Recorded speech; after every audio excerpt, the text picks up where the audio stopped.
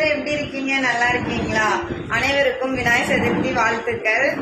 எப்பவுமே நான் வந்து லேட்டாக தான் வருவேன். அதுக்கு என்ன காரணம் அப்படின்னு சொல்லிட்டு இன்னைக்கு நான் உங்ககிட்ட காட்ட போறேன். வாங்க பார்க்கலாம். இதுதான் லேட்டா பண்றதுக்காக வீடியோ போடுறதுக்காக வந்து நேரம் ஆகுறதே. நான் வந்து விநாயகர் சதுர்த்திக்கு வந்து இன்னைக்கு விநாயகருக்காக பிரசாதம் இவ்வளவு செஞ்சிருக்கேன். காட்டுறேன் ஒன்று ஒன்றா.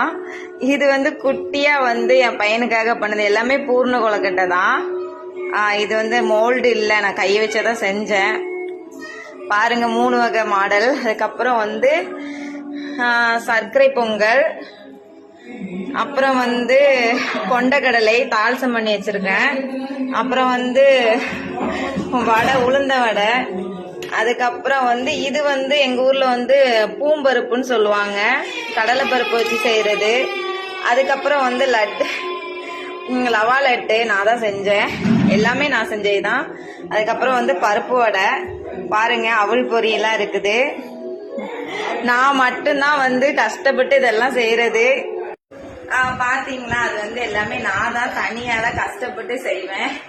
அதனாலே வந்து லேட் ஆயிருது.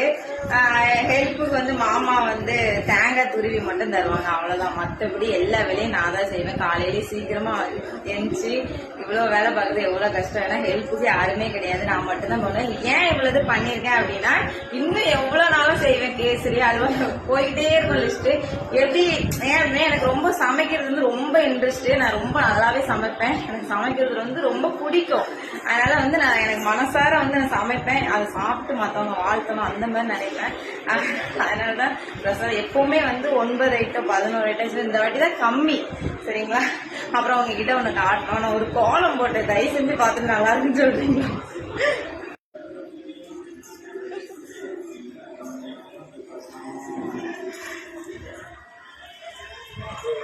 பாத்தீங்களா கோலத்தை? பாத்தீங்களா, சொதப்பிட்டேன். ரொம்ப கஷ்டப்பட்டு தான் போட்டேன்னா நான் ரொம்ப நாள் ஆச்சு கோலம் போட்டேன். அதனால வரல. நம்ம கோலம் போட்டுக்கிட்டே இருந்தாலும் பினிஷிங் நல்லா இருக்கும். நான் எப்பவுமே சூப்பரா கோலம் போடுவேன். ஆனா இப்ப கொஞ்ச நாள் கோலம் போட்டு ஸ்டாப் பண்ணிட்டேன். நான் என் பாப்பா போடுறேன், மூத்த பொண்ணு ஸ்டார்ட் போட்டு வந்துருவா. அது ஒரு வேலை, ஒரு எனக்கு ஒரு மிச்சமா இருந்த மாதிரி இருக்கா, போடுறதே இல்லை. அதுக்கு சடனா வந்து போட முடிச்சல கொஞ்சம் அசிங்கமாயிடுச்சு. பரவாயில்ல. ஆனா விநாயகர் வந்து வாசல் போட்டு மிதிக்க கூடாது. அதை வந்து நம்ம ஒரு துணியை வச்சு முரத்துல அள்ளிடணும் லாஸ்டா.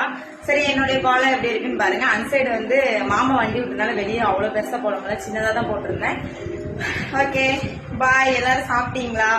சாமி கும்பிட்டீங்களா? ஓகே, கமாண்ட்ல சொல்லுங்க. என்னுடைய சாரி எப்படி இருக்குன்னு சொல்லிட்டு கமாண்ட்ல சொல்லுங்க. ஓகேவா? பாய்.